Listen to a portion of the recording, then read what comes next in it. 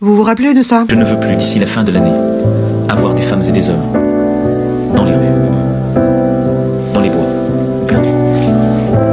C'est une question de dignité, c'est une question d'humanité et d'efficacité. C'est dramatique parce que nous avons les nouveaux chiffres de 2024. Je vous en avais déjà parlé l'année dernière sur les chiffres de 2023. On était à 330 000 SDF, de gens qui vivent dans la rue.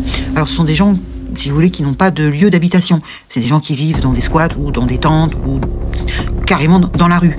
Ce sont ces gens-là dont on parle. Il y a un rapport qui vient de sortir le 4 février. C'est le 30e rapport annuel qu'ils font. C'est la fondation ex-Abbé Pierre qui dit qu'on est passé de 330 000 2023 à 350 000 SDF. Vous imaginez? Ça ne fait qu'augmenter.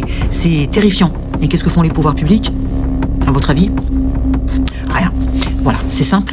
Le pire dans cette histoire, c'est que vous avez 735 morts comptabilisés l'an dernier, en 2024. De froid. Morts de froid. Voilà. C'est... Ou de chaleur, parce que la chaleur aussi tue. Donc on n'a pas plus d'infos sur ces morts. Voilà, on a juste le nombre, c'est tout.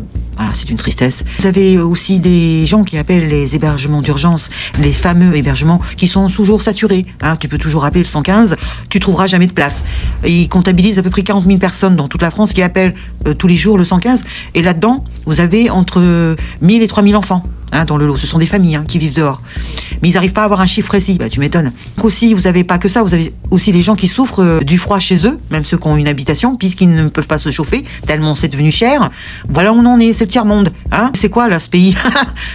Alors pendant qu'eux, ils s'empiffrent, vous voyez, ils peuvent s'acheter des trônes à 40 000 €, des commandes de 750 000 € pour 4 ans, pour acheter 300 paires de chaussures par an.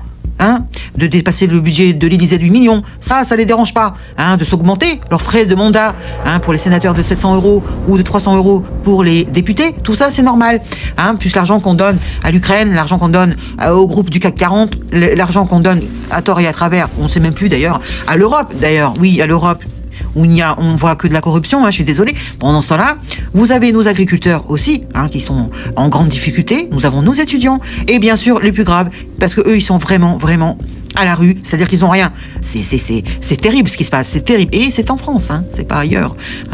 Donc au lieu de critiquer les autres pays, on ferait mieux de bâiller devant notre porte, quand on voit ces chiffres.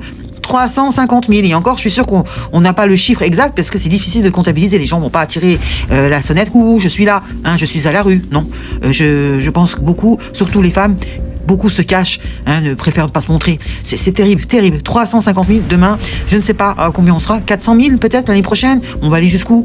Dites-moi dans les commentaires ce que vous en pensez, c'est terrible, effrayant, et il y a dedans, il y a des enfants, moi ça me fait mal au cœur, je sais plus quoi dire en fait.